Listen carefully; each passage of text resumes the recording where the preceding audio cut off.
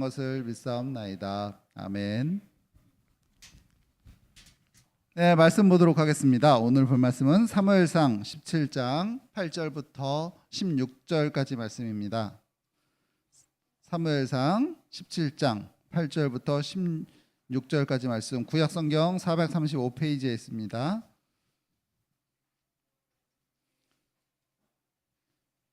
사무엘상 17장 8절부터 16절까지 말씀, 구약성경 435페이지.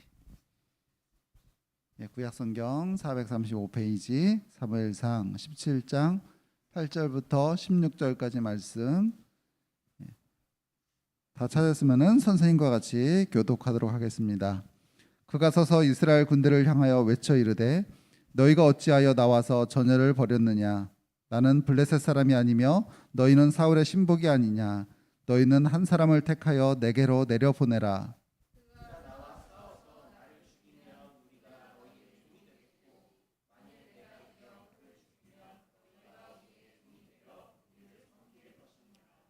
그 블레셋 사람이 또 이르되, 내가 오늘 이스라엘의 군대를 모욕하였으니 사람을 보내어 나와 더불어 싸우게 하라 한지라.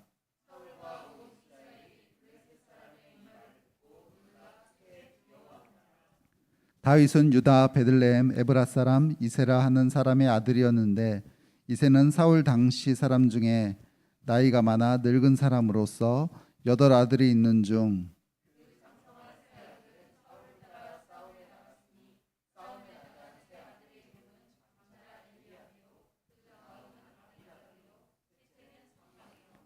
다윗은 막내라. 장성한 3사람은 사울을 따랐고,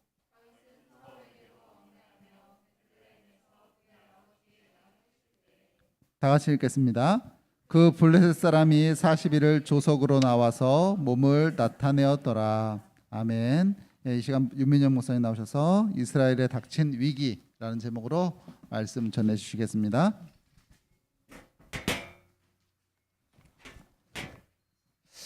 자, 여러분 모두 반갑습니다. 비 오는데 우리 친구들이 여기 나와서 함께 예배드릴 수 있어서 너무 좋아요. 목사님은 막 비 오면 막 걱정되거든요. 우리 친구들 막 안 나올까봐. 근데 여러분 비 와도 예배 꼭 나오셔서 함께 말씀 듣고 하는 게 얼마나 좋은지 모르겠습니다. 우리 저번 주에 저번 주는 아닌 거 저저번 주에 혹시 벌레 나오는 애니메이션 기억나요? 다윗이랑 골리앗 싸우는 거 살펴봤거든요. 그것도 다 기억나세요? 벌레밖에 기억 안 나죠, 그죠? 벌레가 너무 많이 나와가지고 다윗과 골리앗이라는 내용을 오늘 목사님이랑 한번 살펴보도록 하겠습니다. 저번 시간까지 했던 내용을 잠깐 복습해보자면 이거예요. 하나님께서 다윗이라는 사람을 선택하시고 그 다윗을 선택하셨는데 맨 처음 다윗에게 맡기신 일이 뭐였죠, 여러분? 맞아요. 버려진 왕 사울을 섬기는 일을 다윗에게 제일 처음 맡겼었다. 이걸 목사님이랑 저번 시간에 함께 살펴봤었습니다. 오늘은 다윗과 골리앗의 싸움을 목사님이랑 한번 살펴보도록 할 거예요. 여러분, 다윗이라는 사람은 일반적인 사람이었습니다. 소년이라고 하긴 나이가 좀 많아요. 한 중고등학생 정도, 이제 남자 정도면 이제 다 컸어요. 중고등학생이고 그 정도의 나이라고 보시면 됩니다. 근데 일반적인 사람이에요. 키도 막 그렇게 크지 않았던 것 같아요. 근데 골리앗은 거인이죠, 여러분. 거인 아세요? 키가 막 내 2배 정도 되고 막 이런 거인이 있습니다. 그런 다윗과 골리앗이 싸워서 누가 이겨요? 다윗이 이기죠. 그래서 보통 교회 안 다니는 친구들도 다윗과 골리앗의 싸움은 굉장히 많이 알려져 있습니다. 그래서 다윗과 골리앗의 싸움에서 다윗이 이겼다 하면 어떤 뜻이냐면 절대로 이길 수 없었던 것 같은 사람을 싸워서 이긴 사건, 이걸 두고 다윗과 골리앗의 싸움이라는 묘사를 많이 하곤 합니다. 축구할 때도 이런 일이 종종 일어나는데요. 여러분 혹시 2018 러시아 월드컵 예선전에서 우리나라가 독일 2대0으로 이겼던 거 알고 계십니까? 그죠?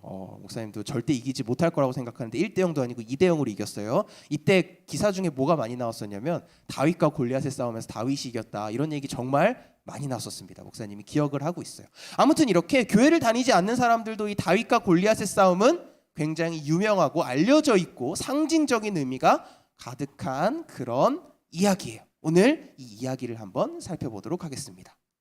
이 이야기는 17장 1절에서 골리앗이라는 사람이 속한 블레셋을 소개하면서 시작합니다. 우리 17장 1절을 한번 다 같이 읽어보도록 할게요. 앞에 보고 시작. 블레셋 사람들이 그들의 군대를 모으고 싸우고자 하여 유다에 속한 소고에 모여 소고와 아세가 사이에 에베스다밈에 진침해. 오늘 읽은 부분은 아닌데요. 성경에는 블레셋이라는 나라가 굉장히 자주 등장합니다. 근데 블레셋이 이스라엘이라는 나라랑 싸우는 걸 좋아하는 나라로 굉장히 자주 등장해요. 이 싸움을 좋아하는 블레셋이라는 나라는 싸우는 걸 좋아하는 거에 걸맞게 힘이 셌습니다. 이 당시에 여러분 가장 강한 나라가 어딘지 아세요? 지금의 미국과 중국 같은 그런 나라는 애굽이에요. 그렇죠? 이스라엘 백성들이 출애굽했던 그 대상인 애굽, 이집트가 굉장히 강한 나라였어요. 세계 1위였습니다. 근데 이 블레셋 사람들의 꿈은 뭐였냐면, 이 민족의 꿈은 애굽 땅을 점령해서 우리가 애굽을 통치하자, 이거였어요. 비록 실제로 역사적으로 블레셋 사람들이 애굽 땅을 점령하지는 못했지만 블레셋이라는 사람들이 애굽 땅을 점령할 만큼 그런 꿈을 갖고 있었던 것만 봐도 알 수 있듯이 이 민족들은 굉장히 강한 민족이었습니다. 싸우는 것도 굉장히 좋아하고요. 성경에는 이 블레셋 사람들이 싸우는 걸 좋아한다라는 증거 구절이 굉장히 많습니다. 그중에 대표적인 거 하나만 살펴보도록 할게요. 출애굽기 13장 17절인데요. 이건 목사님이 한번 읽어보도록 하겠습니다. 자, 제가 읽어줄게요. 바로가 백성을 보낸 후에 블레셋 사람의 땅은 길이 가까울지라도 하나님이 그들을 그 길로 인도하지 않았어요. 왜 인도하지 않았냐면 하나님이 말씀하시기를 이 백성이 전쟁을 하게 되면, 블레셋 사람들이랑 전쟁을 하게 되면 마음을 돌이켜 애굽으로 돌아갈까 하였음이니라. 하나님께서 애굽이라는 땅에서 이스라엘 백성들을 권능 있게 출애굽시키시는데요, 일부러 블레셋 땅으로 안 가게 하십니다. 블레셋 땅만 지나가면 바로 가나안 땅이에요. 그런데 하나님께서는 블레셋을 삥 돌아가게 인도하세요. 이유가 뭔지 봤더니 이 백성이 블레셋을 만나 전쟁을 하게 되면 마음이 약해져서 다시 애굽 땅으로 돌아가자고 할까봐 하나님께서 그걸 아시고 이 사람들을 돌려서 가나안 땅으로 인도하셨대요. 저는 이걸 봤을 때 딱 궁금증이 한 가지 들었습니다. 목사님, 하나님이 전능하시다면 이스라엘 백성들이 블레셋을 딱 만나도 그냥 마음을 강하게 하시거나 혹은 그냥 벼락으로 쓸어버리면 되는 거 아니에요? 왜 굳이 이렇게 막 돌아가지고 이런 말을 하는 이유가 뭘까요? 라는 궁금증이 들지 않으십니까? 성경이 이렇게 항상 궁금증을 가지고 읽어야 돼요. 안 그럼 그냥 옛날에 있었던 있지도 않았던 일로 읽기가 쉽기 때문에 궁금증을 항상 가지고 읽어야 됩니다. 여러분, 이런 생각 안 드세요? 아니, 하나님이 전능하시다면 이스라엘 백성들의 마음을 그냥 강하게 하셔가지고 바로 뚫고 가게 하시면 되지 뭐 하러 돌리시겠어요? 여기에도 몇 가지 이유가 있습니다. 첫째로, 하나님께서는 블레셋이라는 사람들을 이스라엘 백성들을 훈련시키기 위한 도구로 정말 많이 사용하세요. 이스라엘 백성들이 하나님 말씀에 불순종하고 하나님 말씀을 떠날 때 하나님께서는 블레셋이라는 나라를 강하게 하십니다. 그래서 이스라엘 백성들을 통치하게 하세요. 이스라엘 백성들을 괴롭게 하세요. 블레셋을 통해서. 그래서 하나님께서는 이스라엘 백성들의 연단을 위해 블레셋을 남겨두신 것 같습니다. 이게 첫 번째 이유고요. 두 번째로 우리가 정말 중요하게 생각해 봐야 될 건 뭐냐면, 우리 하나님은 정말 상식적인 하나님이세요. 우리는 이렇게 생각하는 경향이 있어요. 하나님 막 기적도 일으키시고 홍해도 가르시고 막 죽은 자도 살리시고 기적 일으키시기를 좋아하시는 하나님이시구나. 맞습니다. 하나님은 기적의 하나님이기도 하지만 동시에 상식이라는 걸 창조하신 분도 하나님이세요. 그렇기 때문에 우리 하나님은 상식적인 걸 굉장히 좋아하신다. 예를 한 가지 들어볼게요. 시험 기간에 열심히 공부를 해요. 우리 학생들, 여러분들이 고등학생이 되면 어떻게 기도할 거냐면, 하나님 시험 잘 보게 해주세요 라고 성화야 기도할 거야. 그지? 그죠? 하나님 시험 잘 보게 해주세요 이렇게 기도를 할 거란 말이에요. 하나님이 여러분들에게 시험을 어떤 방식으로 잘 보게 해주실까요? 막 눈을 감았는데 막 답이 떠다니고 막 시험지를 봤는데 답이 보이고 막 이런 기적이 일어날까요? 목사님 실제로 이런 간증을 들은 적이 있습니다. 학교에서 막 꼴찌하던 학생이 있는데 갑자기 하나님의 은혜를 받고 공부를 열심히 하는데 수능날 답지에 답이 보이더래요. 그래서 그대로 찍었대요. 근데 서울대에 수석으로 합격을 했대요. 그래서 이렇게 얘기하는 간증을 들은 적은 있거든요. 물론 하나님께서는 이렇게 하실 수 있겠죠. 근데 여러분들이 하나님 앞에 하나님 저 시험 잘 보게 해주세요 라고 기도하면 하나님께서 어떻게 역사하실까요? 여러분들에게 공부할 수 있는 의지를 주시겠어요. 그죠? 여러분들의 무거운 엉덩이를 일으켜서 책상 앞에 앉아서 열심히 공부할 수 있는 하나님께서는 의지를 주실 거예요. 만약에 하나님 앞에 하나님 저 다이어트를 해야 되는데 살이 좀 빠지게 해주세요 라고 기도하면 어떻게 될까요? 자고 일어났는데 갑자기 막 10kg가 빠져 있을까요? 그렇지 않습니다. 하나님께서는 그런 방식이 아니라 운동할 수 있는 환경과 여건을 주시겠죠. 그래서 우리로 하여금 살을 뺄 수 있도록 하나님께서는 응답해 주실 거예요. 이렇게 하나님께서는 참 상식을 좋아하는 분이세요. 예수님도 사실 이런 경험이 있습니다. 예수님은 여러분 누구예요? 하나님 아들이잖아요. 그죠? 예수님이 열심히 하나님의 복음을 증거했어요. 이스라엘 백성들에게 하나님의 아들로서 하나님을 전했습니다. 전했는데 사람들이 믿어요? 안 믿어요? 안 믿어요. 예수님이 하나님의 아들 정도 될 것 같으면 사람들의 마음을 그냥 움직이실 수 있는 분이세요. 가서 야 내가 말했을 때 이 사람의 마음을 움직여서 나만 바라볼 수 있게 하나님을 믿을 수 있게 하실 수 있는 능력이 있으신 분이십니다. 그런데 예수님이 열심히 전도한 결과 사람들이 안 믿어요. 예수님이 뭐라 그러시냐면 화 있을진저 심판날에 소돔과 고모라가 너희 땅보다 견디기가 쉬울 것이다. 이렇게 말씀하십니다. 예수님께서는 하나님이시지만 인격이라는 상식을 결코 부정하지 않으십니다. 그리고 그 안에서 사람들에게 복음도 전하고 하실 수 있으시지만 그런 능력을 숨기세요. 이렇게 생각해 봤을 때 하나님은 정말로 상식을 사랑하는 분이시기 때문에 우리 삶에 한 가지 중요한 원리가 있습니다. 이거는 삶을 살아가면서 여러분들이 꼭 기억했으면 하는 꿀팁이에요. 여러분들이 하나님께서 이제 여러분들을 하나님의 방법대로 사용하실 텐데 각자 다른 방법대로 사용하실 거예요. 그래서 어떤 사람은 이렇게, 어떤 사람은 저렇게. 근데 하나님께서 나를 어떻게 사용하실까 예측해보는 방법이 한 가지 있습니다. 뭐냐면요, 여러분.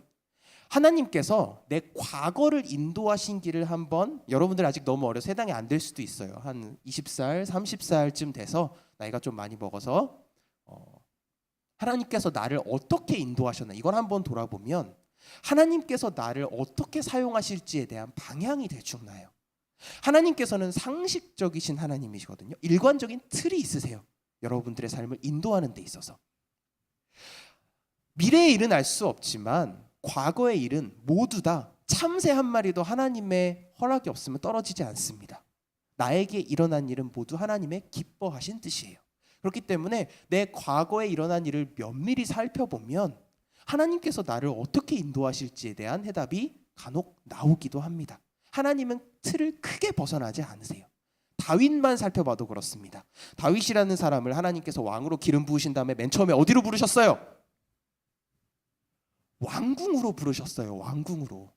왕으로 기름 부음 받은 바로 다음에 다윗의 삶만 살펴봐도 사건 하나하나가 따로 띄어서 보면 별거 아닌 것 같아 보이지만 하나의 큰 틀을 가지고 보면 하나님의 작은 결정 하나하나에도 중요한 뜻이 숨겨져 있다는 걸 우리는 오늘 말씀을 통해 살펴볼 수 있습니다. 그렇기 때문에 그리스도인은 삶에서 일어나는 아주 작은 일이라 할지라도 최선을 다해야 하는 거고 감사해야 하는 이유가 바로 여기에 있는 거예요.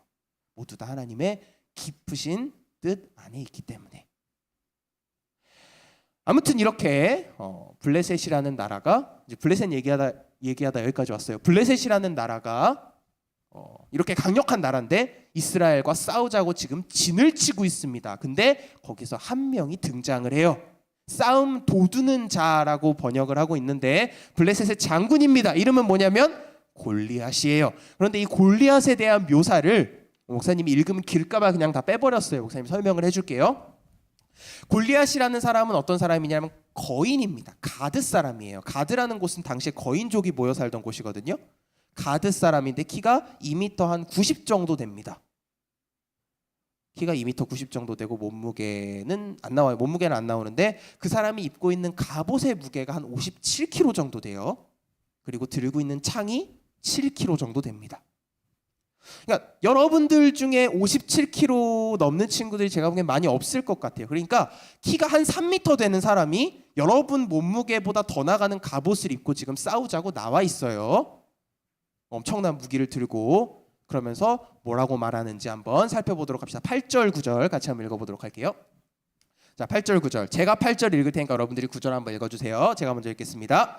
그가 서서 이스라엘 군대를 향하여 외쳐 이르되 너희가 어찌하여 나와서 전열을 벌였느냐. 나는 블레셋 사람이 아니며 너희는 사울의 신복이 아니냐. 종입니다. 사울의 종이 아니냐. 너희는 한 사람을 택하여 내게로 내려보내라. 자, 다 같이 9절 시작.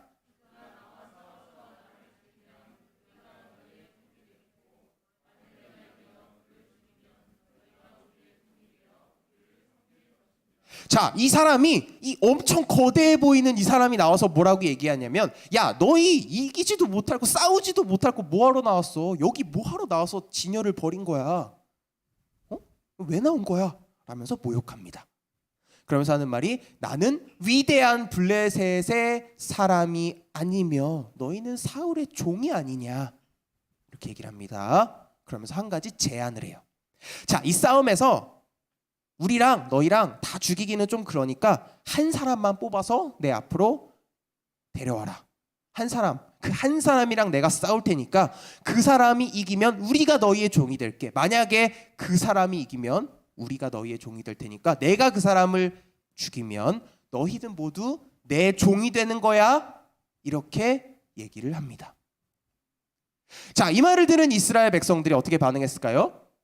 그래, 한 사람을 고르자. 한 사람을 골라서 본때를 보여주자 라고 얘기했으면 굉장히 좋았겠지만 11절에 반응을 보입니다. 우리 11절도 준비되어 있나요? 11절 제가 읽겠습니다. 사울과 온 이스라엘이 블레셋 사람의 이 말을 듣고 놀라 크게 두려워하니라. 사울과 이스라엘 백성들은 블레셋 장수 골리앗의 말을 듣고 어떤 반응을 보이냐면 놀라서 크게 두려워합니다. 이런 상황에서 사람이 두려워하는 건 너무나 자연스러운 거예요. 그죠? 안 두렵겠습니까, 여러분? 키가 3m 되는 사람이 나와가지고 싸워가지고 이 지면 다 종이 된다 그러는데 당연히 두려운 거예요. 이스라엘의 역사를 살펴봐도 그렇습니다. 이스라엘의 역사에는 이스라엘은 힘이 적은 민족이었기 때문에 이렇게 두려운 일이 굉장히 많았어요. 근데 이스라엘 백성들이 두려울 때마다 어떻게 했을까요, 여러분? 하나님께 나아갔습니다. 이스라엘 백성들이 힘이 없고 싸워서 이길 힘이 없을 때 이스라엘 백성들은 하나님께 나아가 기도했어요. 그러면 이스라엘은 힘이 없지만 하나님이 구원해 주셨어요. 대신 문제가 뭐예요? 하나님이 이스라엘의 왕 사울을 떠나셨거든요. 원래 이런 상황이 되면 이스라엘 백성들이 하나님을 찾아야 돼요. 근데 지금 하나님을 찾을 수가 없어요. 하나님이 사울도 하나님을 떠났기 때문에 그래요. 하나님을 찾을 수가 없기 때문에 이스라엘 백성들은 이제 더 이상 나아갈 단계가 없는 거예요. 여기서 할 수 있는 건 뭐예요? 그냥 두려워하고 그냥 가만히 서 있는 것밖에 없어요. 이길 수도 없고 그렇다고 뒤로 가자니 블레셋에게 나라를 빼앗기는 거고 할 수 있는 게 아무것도 없는 상황인 거예요. 이 일을 며칠 동안이나 계속하냐? 40일 동안 그 자리에서 이런 조롱과 모욕을 듣게 됩니다. 40일 동안. 성경에서 40이라는 숫자는 굉장히 의미가 깊습니다. 지금 사무엘상인데요. 사무엘상 앞에 나온 이야기들만 살펴봤을 때도 그래요. 이스라엘 백성들에게 40일이라는 숫자는 어떤 의미였을까요? 다양한 의미가 있습니다. 맨 먼저 노아의 홍수 때문에 온 인류가 멸망하죠. 그죠? 노아 홍수. 비가 며칠 동안 내렸는지 아십니까? 40일 동안 내렸어요. 하나님께서 이스라엘 백성들을 광야로 인도하셨는데 광야에서 이스라엘 백성들이 하나님을 욕하고 막 말 안 듣고 막 불순종하고 그랬습니다. 몇 년 동안 광야에서 벌을 받았냐면 40년 동안 벌을 받았어요. 조금 가까운 과거로 가볼게요. 블레셋 사람들에게 이스라엘 백성들이 통치를 받자 하나님께서는 사사를 내려주시죠. 그 사사 중에 한 사람이 삼손이라는 사람인데요. 삼손이 등장하기 바로 전에 이스라엘 백성들이 블레셋 사람들에게 통치를 받았거든요. 몇 년 동안 통치받았는지 아십니까? 40년입니다. 40년이에요. 또 하나 더 있어요. 하나님께서는 사무엘이라는 정말 위대한 선지자를 이스라엘 전역을 통치하는 사사로 보내주시는데요. 사무엘상에 의하면 그 전의 사사가 엘리 제사장입니다. 하나님께서는 엘리라는 사람을 사사로 쓰셨어요. 근데 이 엘리는 하나님보다 자식을 더 사랑해서 비참하게 죽은 부정적인 인물이에요. 이 엘리가 이스라엘을 몇 년을 다스렸게요? 그렇죠. 40일은 아니겠죠. 40년을 다스립니다. 이렇게 40이라는 숫자는 41이건 40년이건 이스라엘 백성들에겐 굉장히 부정적인 숫자예요. 그리고 지금 이 시간 이스라엘 백성들은 40일 동안 여기서 고통받고 있어요.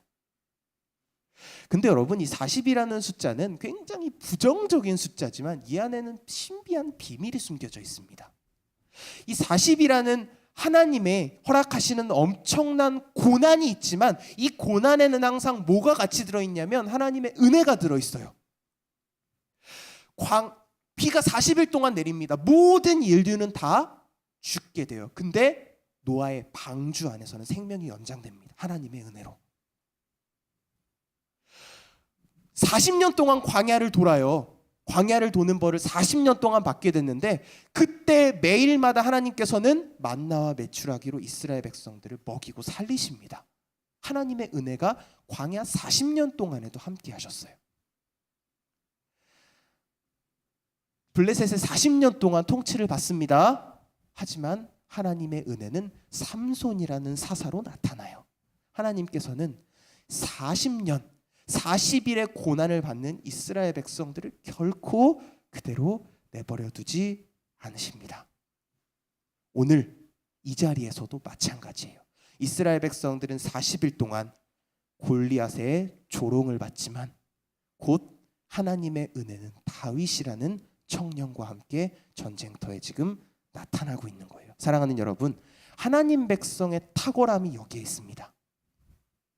하나님의 백성은 남들보다 조금 더 깨끗하고 조금 더 괜찮은 사람이고 이래서 탁월한 게 아니에요. 왜 하나님의 백성이 탁월하냐면 그 하나님의 탁월하신 은혜가 이스라엘 백성들을 떠나지 않고 붙들고 있기 때문에, 그렇기 때문에 하나님의 백성들이 탁월한 거예요. 탁월함의 이유는 다른 데 있지 않습니다. 오직 하나님 한 분만이 이스라엘 백성들, 하나님 자녀의 탁월함의 이유이신 거예요. 믿으십니까? 그렇기 때문에 이렇게 생각하는 친구들이 굉장히 많을 것 같아요. 우리가 죄를 지어요, 그죠? 하나님 앞에 회개를 합니다. 그럼 하나님이 어떻게 해주시죠? 용서해 주시죠. 이걸 당연하게 생각하는 사람들이 좀 있어요. 네, 조금만 생각을 해볼게요. 우리가 죄를 지어요. 하나님 앞에 잘못했다고 용서를 구합니다. 여기서 당연한 건 뭘까요? 그래, 이 사정은 좀 안 됐지만 잘못한 게 있으니 벌을 받아야지. 이게 당연한 거예요. 근데 우리 하나님은 잘못했다고만 하면 무한히 용서해 주십니다. 이게 여러분들과 제가 누리는 은혜예요. 한 가지만 더 살펴볼게요. 당연하지 않은 게 또 있습니다. 내가 죄인이라는 걸 깨닫는 건 당연한 게 아니에요. 엄밀히 말하면 한 번도 걸어본 적이 없는 아이는 자신이 넘어져 있다는 걸 알지 못합니다. 서 있는 게 뭔지 모르니까요. 하나님의 거룩하심을 경험해 보지 못한 사람은 내가 죄를 짓고 있다는 사실을 절대 깨달을 수 없어요. 내가 죄인이라는 사실은 언제 깨닫냐면 하나님이 거룩하심을 바라볼 때, 즉 하나님의 자녀만이 깨달을 수 있는 거예요. 내 죄가 보일 때. 그렇기 때문에 여러분들 어떻게 생각하시냐면 여러분들의 죄를 여러분들이 본다는 것은 하나님의 은혜가 이미 여러분께 있다는 거예요. 이게 없으면 내 죄를 볼 수가 없습니다. 하나님의 은혜는 내가 죄를 지었을 때 돌아오기만 하면 용서해 주십니다. 원래 돌아오면 다 용서해 주는 게 아니에요. 돌아오면 벌을 받는 게 자연스러운 거예요. 그런데 하나님께서는 내가 죄를 끊고 돌아가기만 하면 용서해 주십니다. 그렇기 때문에 지금 돌아가면 되는 거예요. 이게 여러분들과 제가 누리는 하나님 자녀로서의 은혜이자 특권인 줄 믿습니다. 아멘. 이 은혜를 붙잡고 이번 한 주간도 하나님의 자녀로 승리하며 나아가는 여러분 되시기를 예수님의 이름으로 축복합니다. 기도하겠습니다.